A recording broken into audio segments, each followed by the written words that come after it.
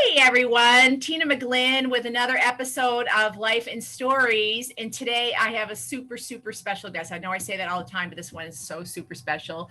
We've decided not to say how long we've known each other because it'll age us. But I have Kristi Wischnack, all the way from Omaha, Nebraska, pageant director of Nation of States. However, we go back a long way. And Kristi, I'm going to have to tell a story. Okay, sounds good. I believe it was your pageant, not mine, back in the 90s. Yes. At a DoubleTree in Overland Park, and we went downstairs to do something. We went downstairs because our toilet was overflowing. No, I'm saying it wrong. Isn't that terrible? Not our toilet. The people upstairs toilet was overflowing, but our bathroom was flooded. Yes. Correct? Yes. Yes. And we went downstairs to tell the desk attendant. While we were downstairs, the ceiling tiles were falling. Yeah, it's Water. definitely a memory for the books. Definitely. Yeah. And I'm never going to forget that. They were literally plopping down. Yes, we were wrecking the whole hotel. Wasn't really us. It wasn't our fault, but it was definitely, yeah.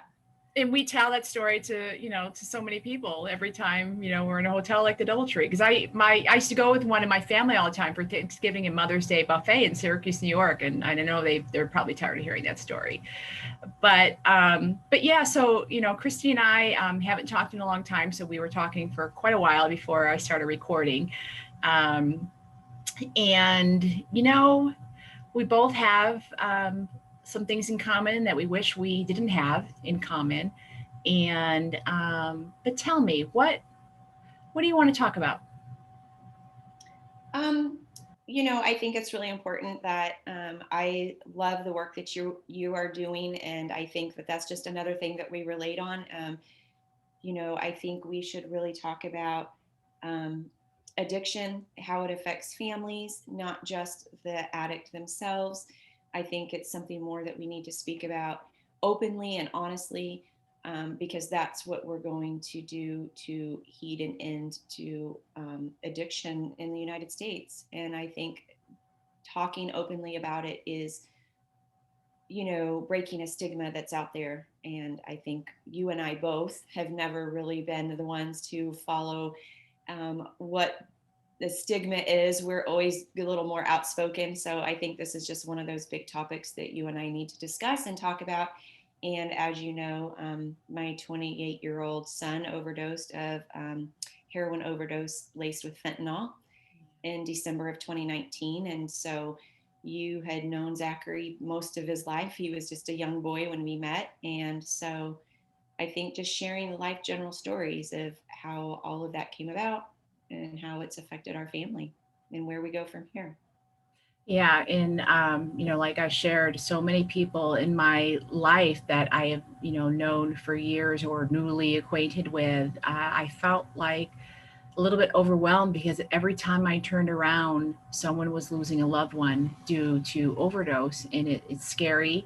And like I share with you, when Zach passed, and then people around me, just it was a bad time last year because it was one after the other, and I just felt like any day that could be my daughter. So I always want to reach out and say I'm here, to listen, and can't imagine um, living through that. But I knew that you had the strength to keep moving on, and you have other children, and that you would do something good with your grief, in like me, even though my child is still alive, but it's scary every day, every hour, especially with heroin.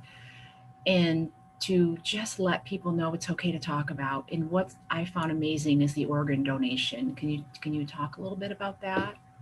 Sure. Yeah. Um, when Zachary overdosed, they actually were able to get his heart started. So he was in the ICU on a ventilator for 6 days before he was actually declared brain dead. And during that process, of course, I knew there was a possibility he might not make it. And over the last 6 or 8 years, organ donation had become something that was really important to not only myself, but my family. Our youngest daughter's best friend lost her life waiting for a liver, and it really struck our family. I also have a cousin who is a double recipient, transplant recipient. So it's just something that had really touched our family on multiple levels. And so I had talked to the doctor about Zachary being a organ donor, and if he didn't make it, if that would be a possibility. I wasn't sure because of the situation whether that was even a possibility. But I knew in my heart that Zachary was such a kind, loving, and gentle person that he would have wanted to help somebody else. And so we had talked about it briefly, and they told me that he would be a candidate. So they did bring in the liaison for MidAmerica Transplant, and we talked. And little did I know, Zachary had already signed up and registered to be an organ donor on his own. They actually were able to pull up his application with his signature on there. So even though I had made the decision that I wanted to do that, if that's what happened, I really didn't have to make the decision because he had already made it for himself about 2 years prior to him overdosing. So we were able, he got his hero's walk and he was flown to St. Louis, and he was able to save 4 lives with 5 organs.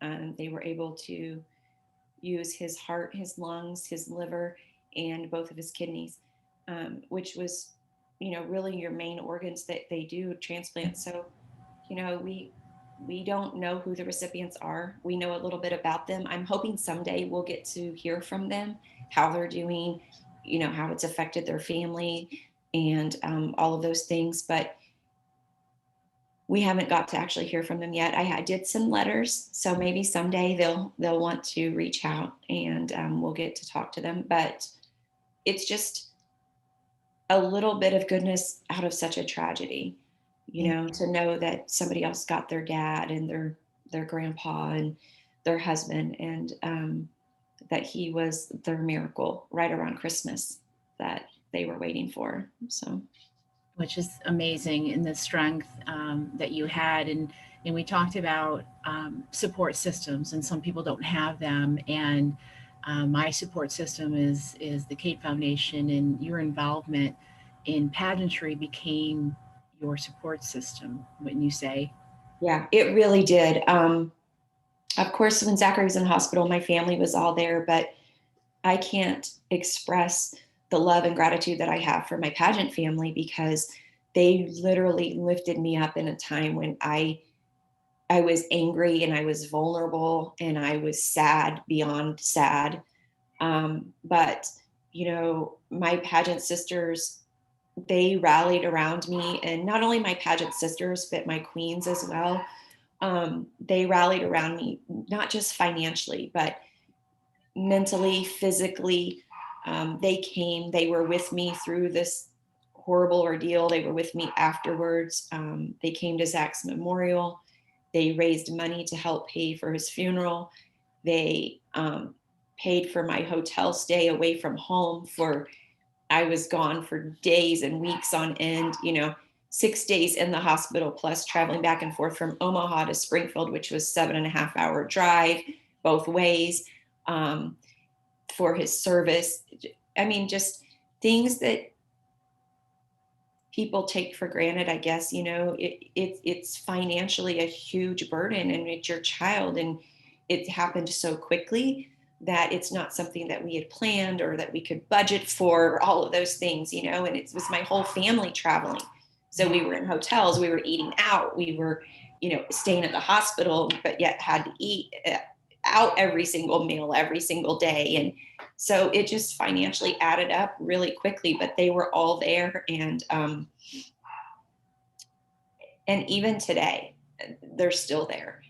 They call to check on me or see how my day is, especially those times, those days of the month that are milestones, first year, the first 12 months, the 13th of every month, the 20th of every month, my phone lights up, they text me, they call me. Many of them never even had met Zachary, but because it was my child and because they loved me. They were there for me. And that's what it's all about. That's what pageantry should be all about. It's not just the good times, it's also being there for people in the really dark, hard times. You know, they've let me cry, they've let me yell, they've been Yeah. there when I needed Yeah. a hug. It's just, it's been an amazing community. And pageantry, as you know, isn't something new to me. It's not something that just happened the past couple of years. We go way No. back. So pageantry has been something that I've been around for a very long time. This is just a different aspect of pageantry for me, you know, grown adult women and not just children. And but Yeah, when I think back of of the kids, you know, when they were so little, you know, when we were palling around and doing pageants together, and like I told you one time in a Facebook post, that's how I prefer to think Zachary of, because he was just the, you know, brother of Tegan and Rihanna, and just kind of, and you know, you didn't always have them, but sometimes, and you know, and we would just be corralling our three, you know, little girls here and there, and you know, I once said to someone, no parent wishes their child to grow up struggling with addiction. It's certainly something you would not think about when they're little, um, and that's hard. And I know that more people need to talk about it, because I mentioned time and time again that it affects more than the person struggling with the behavioral issues. It affects their family, their friends, their coworkers, their neighbors. And until there's a stronger dialogue and people don't feel ashamed to talk I about. was one of those people. I was one of those people. I was ashamed. There's times that, you know, like a conversation that we had, people would ask, how is Zachary? Zachary's great. He's doing wonderful. The reality was Zachary wasn't doing great. Zachary wasn't doing wonderful. He may have been sitting in the county jail in Oklahoma that he had been in for months. But I was ashamed to tell people that because of what they would think of me. And it's not a direct reflection of you. This, you know, he was a grown person making decisions for himself. He had a disease and was making poor choices. I didn't approve of his poor choices. I wasn't condoning his poor choices. You know, I was not enabling him to do those things. But at the end of the day, that's what he was doing. And we just need to be okay letting people know that our kids aren't okay or our loved one isn't okay. You know, I think speaking out and talking about it now, looking back, obviously hindsight's 2020 and I can't go back. But if I could, there's a lot of things I would have done maybe a little bit differently. I would have been more of an advocate. I would have spoken out sooner. But I can do that today Yep. and I can help other people now.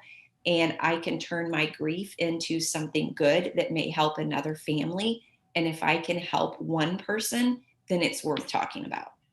No, I love that, because that's, you know, we talked about that, and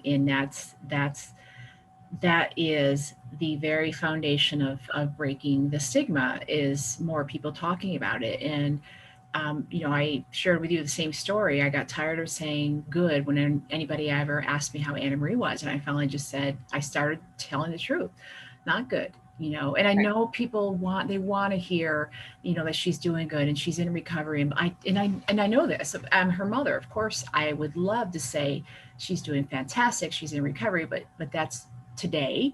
That's not the reality. And I have to continue having the strength to say she's in a really bad place and be Right. okay with that, because that's the truth, you And know. you know, I think a lot of times, you know, we as parents, we want to celebrate those victories of our children that are addicts. We want to celebrate those 30 days, those 60 days, those 1 year milestones, because like you and Anna Marie, Zachary had those milestones too. He had a longevity of sobriety up to his overdose, which was so devastating for us because he had over a year of sobriety and it happened out of nowhere, even though we knew it could always happen. Yeah. You know, we were celebrating all of those milestones that he had been making. He was working hard and paying off fines and doing all the right things and making good choices, which is, as a parent, what we want to celebrate Yeah. for our adult addiction children of what they're going through. We treasure those little milestones. I Yes. mean, they're huge for us. Those are like our children learning to walk and learning to Yes. talk. Yeah. Yep. So, when somebody asks, we, of course, our instinct is to tell all the good and share with the milestones, but then we clam up and we don't, when things are bad, we're like, oh, they're still good, but they're not good, you Yeah. know, and we have to, as a whole, as parents, as brothers and sisters, as grandparents, be able to accept that bad with that good, because it truly is a roller coaster ride. And I think until somebody has a really long history of accountability and sobriety, it's really hard to let that guard down and not be on the fence as to what the next day is going to bring. Oh, absolutely. It's definitely a merry-go-round. And, I've said before, sometimes it's so exhausting. And I struggled with saying this, but I'm a lot more comfortable saying it now, just from years of therapy and guidance. But when I first said it, it took my breath away, and I vocalized the merry-go-round. You want it to end. It's so exhausting. You want it to end, but having it end means the death of your child. You're conflicted constantly when you have an active addict, because the drama is so intense and it's so exhausting that one part of you wants it to end, but then of course you don't want it to end, because the end means the death of your child. And it's something that I see other parents that come through the Kate Foundation struggle with, and I try to articulate in a much different way, because that's such a scary thought. But I just want them to know that it's okay that they feel guilty. It's okay that you want it to end, even though obviously practically you don't want it to end. But Right. it's okay to feel overwhelmed. It's okay to feel um, that there's nothing you can do, because those are all truths. And it's better to be truthful and honest and just try to walk that path, because that's the only way that you're going to be strong enough to handle whatever is going to come your way. And many people can't handle it, especially when it comes out of left field. Um, but I will say that watching you, as since it's happened, I knew in my heart, because I've known you a long time, you know, Chrissy has strength, she has support, she's going to get through this. And I knew right away that you were going to find an outlet to help others, because that's your natural personality. And it'll feel good. And every time you can help somebody, you're going to do it in Zach's honor, if you will. Does that make sense? Yep. And that's another thing I've taken on through pageantry and through Nation of States pageant. We are, we have some really super amazing queens that are really all about community service and serving others and giving back in all aspects of charity work. And I have made it that MidAmerica Transplant is one of our it's our main focus or charity of Nation of States. But this year we were very fortunate that my girls were able to raise money to help a sober living house and supply funds and supply goods for men that are in recovery. Because as you and I talked, these sober living houses, they're amazing and they're wonderful and they're a great support for people who need them, but they're really hard. They're hard for people that are coming from maybe living on the streets and have no job to get into these sober living houses that cost to get into. They have to pay rent weekly or monthly, but then they also have to learn how to get back up on their feet. They need, clothes for their jobs. They have to buy their own, supplies, shampoos, body washes, razors, laundry detergent, all of those things, their food. And so it can seem really overwhelming to go from maybe living on the street to living in a sober living house. And how are they going to accomplish all these steps and all these tasks while attending meetings plus, working? So I reached out. My girls, came through with flying colors. We were very blessed and fortunate. And it I'm not stopping there. there's more. I want to be a bigger voice for more families, more moms, more dads, more brothers, more sisters.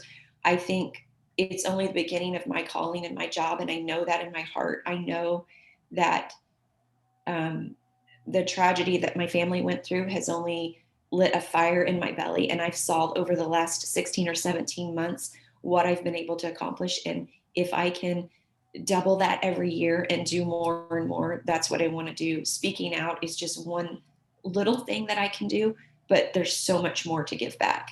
And I haven't figured out the exact path yet, but I'm working on it. That's okay. I'm going to help you. I will help you.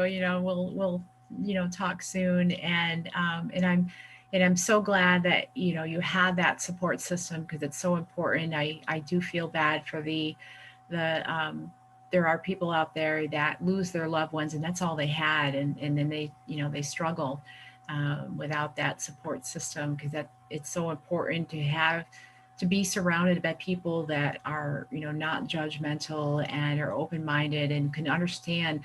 The key piece is this can happen to anyone, economically, socially, doesn't matter what race, what religion. This happens everywhere more and more. And I say this that people don't realize is a lot of these struggles also start in the medical community. In other words, it can start with just a prescription, Absolutely. an injury, or being prescribed Xanax because you have mental health challenges. And unfortunately, if it's not monitored correctly, many times, and they're saying 65% now, will turn into a full-blown addiction that many people don't have the coping skills to figure out how to not let it affect and spiral out of control. Right. And I really do believe, and if anything good can come from this podcast, I think one thing that I really want to stress is, if you are one of these people and you are in a situation and you have a loved one that is, going through addiction or suffering from, whether it's pain pills or opioids or heroin or whatever, talk to people. You would be surprised at how many people you surround yourself with are going through the same thing or have a loved one going through the same thing. I never realized until I started speaking out how many people in my social network have been experiencing the same thing, and that would have never come and started talking to me had I not used my voice and started sharing my story. Or it's our story, it's my family story. But I do believe that if you just are vulnerable a little bit to those around you, you'll realize you have more support than you think. There are people there. Somebody knows somebody, somebody's touched their life, their cousin, their aunt, their uncle, their brother, their sister. Somebody in their family is going through it too. And I think once you start feeling that acceptance, it's easier to talk about when you feel like you're not being judged. But you have to make that first step to talk about it. Yeah, and open up the dialogue. I totally agree. I certainly do. I mean, I went years with not Same, wanting to talk much about it, right? But same. but Mhm. and it took me professional help to understand that keeping it inside is not healthy for anyone. And I didn't necessarily go that route, because as you know, my dad was recovered, um, in recovery for 36 years. He celebrated his 36th year of sobriety in September before he passed away in October. So he had 36 years of sobriety, led many, many, many people to sobriety, all across the country, was very well known in the Midwest. And, I grew up in that realm of going to, Al Anon meetings and Alateen meetings and listening to my dad speak. And so for me, I just always had that in the back of my head. And I guess the lessons and steps that were implanted and seeded inside of me at a very young age, I knew what I had to do as a mom, even though sometimes it's harder as a mom to make those decisions. Tough love is hard sometimes. Yeah, And all the time. not feeling the just, that's my baby, I have to do this, I have to do this. we have to put limits on what it is that we can do. And we have to know that there's boundaries that a parent and child, or, family member, you can't cross. There are those boundaries, and it's really important that you can channel those boundaries. But I think a lot of people, you need support in order to do that, because it's really hard. You can feel guilty really, really easily. And the addict is really good at playing the victim and making you feel guilty and pressuring you into making decisions that maybe you wouldn't have made if you had that support behind you to walk you through or talk you through a situation. So I think we're greater in numbers, and we're greater together than we are alone. And that's really the whole purpose of this, is for people to know that there are people out there that support them. Yeah, I agree with you in everything you just said, for sure, because I live it. And but on the flip side, on the positive side, just for a little bit before I leave you, just because I love everything that you do, can we talk about the pageant so we can end Sure. Let's talk about it. So we can end on a positive note? I love pageantry. I love everything about it. I love the pageant. Love being on stage. I love watching girls on stage. Yeah. So as you know, I've got my hand in many different baskets when it comes to the pageant world. I coach, I direct, and I compete. Yeah. So we have our big national and international pageant coming up at the end of July. Okay. This is July 29th through August 1st, and it's here in Omaha, Nebraska. So I'm very, very excited about that, to see who we will crown this year as our new title holders. One amazing thing about our system is our girls that win ages junior teen and up, we actually send those girls on internationally to compete overseas and represent the United States. So it's a really big deal. It's really exciting. It's so much fun. I've been able and so blessed to travel the world, which I never in my wildest dream thought I would be able to do. So I'm having a lot of fun with that. I make a big announcement here on your podcast that I have not announced yet. Is I'm actually coming to Miami to compete in the middle of August. I'm representing the state of Nebraska, and I will be competing for Ms. World America. So I'm really I'm there. What's the date? I got to put it in my calendar. I know. Like 4 hours away. So you can come. And I'm really super excited about that. I have been competing overseas for the last couple of years, and doing really well.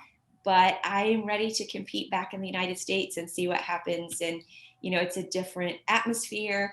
But I'm really excited to be back on stage. I haven't been on stage since 2019. So it'll be fun to put my heels on and see what happens. But, pageantry for me has been a great outlet. It really,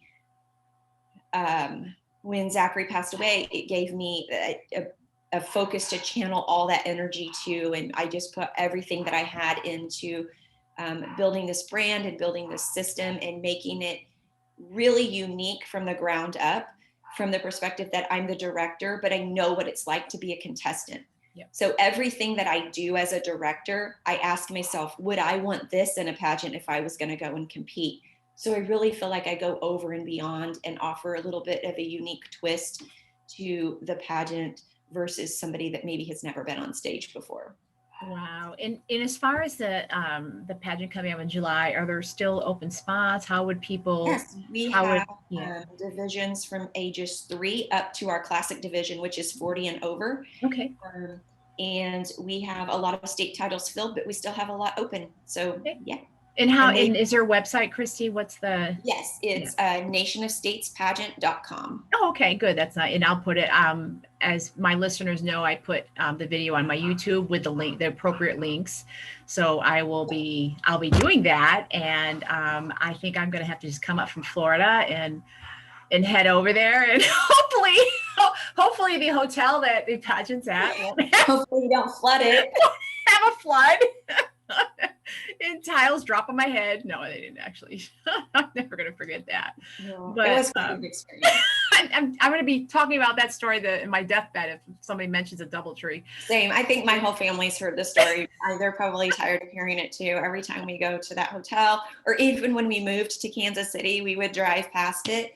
And I would be like, oh my gosh, that was the hotel. And I'd laugh, and it wasn't like it wasn't on a busy street. So we drove past it all the time. I'm sure my husband is so sick of hearing the story, but I know, it right? was, It it was, was pretty it amazing. was. But well, thank you so much for spending the time to speak with me today. And it's, not going to end. And I'm sure we'll do some things together, whether it's pageantry or through the Cape Foundation. And again, all of Kristi's links for her various pageants I will put on our YouTube channel. So just pop over there if you're interested in attending her pageant in the end of July in Omaha, Nebraska. And Kristi, I'm sending you the biggest virtual hug, and I Thank you will so be much. seeing you very soon so I can do it in person. And this has been another episode of Life in Stories with Tina McGlynn. And today I was with Kristi Wischnack, Director of Nation of States. And you have a couple titles too. So what have you done lately so we can, in the last? So my current title is it's TKS Mrs. Elite International. I actually won that in Singapore in November of 2019. Awesome. And due obviously to COVID, I haven't been able to go back to Singapore to give up my title yet, but hopefully sooner or later we'll get to go back over and get to go to my Singapore family, and they are all amazing and I love them and so supportive. And so that's my current title right now. But like I said, I'm really excited to go to Miami, and I'm going to Dubai as well Oh, in cool. August, taking a bunch of girls over there to compete. So that'll be a great time. But yeah, I'm looking forward to it, and I can't wait to see what 2020 brings for all of the queens. So Yeah. hopefully I Awesome. get to see you in Omaha. I know.